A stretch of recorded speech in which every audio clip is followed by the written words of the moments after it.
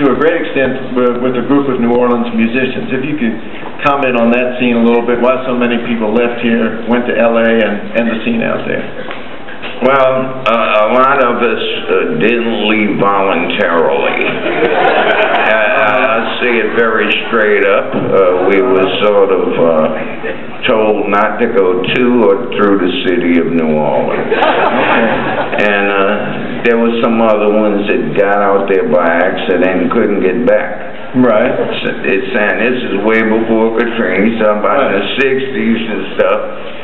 But there was a whole crew of us out in L.A. I mean, from Jesse Hill, Alvin Shine Robinson, there was Al Frazier, there was Ronald Johnson, there was the whole Johnson family, Magic Johnson, trombone players, his brother, Lyndon Johnson, his Tank Journey.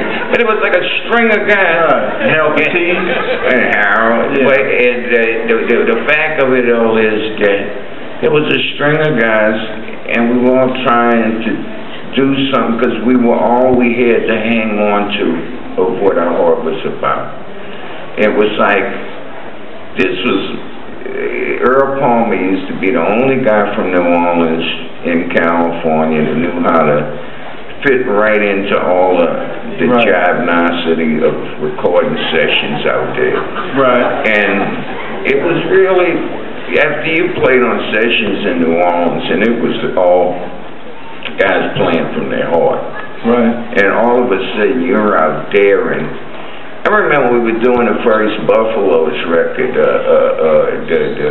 Buffalo Springfield? Yeah. And Marcel Richardson was out there, and so they played on this right not long after he did Lee Dorsey, sitting on my wall waiting for my Yaya record. Right. And so they said, oh, see if you can get him on the session. And I said, oh, great. And got him on the session. And they said, well, when are you going to play some New Orleans stuff? He said, when I hear some, I'll play some. And that was the truth, because they hadn't played anything that's connected to anything about what we know.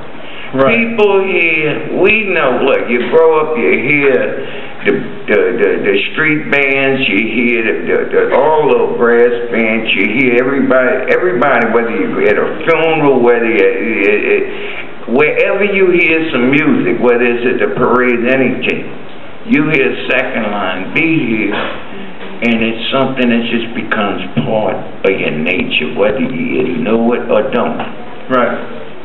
And them people, they didn't know any of that. Right. But they was just one amongst a million people that wanted something of.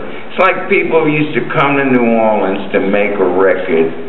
I remember the old days, like a Cosmo. Yeah, and they would fly in, and they'd always want to copy what the last hit that came out of New Orleans was, instead of just saying, these guys made a hit.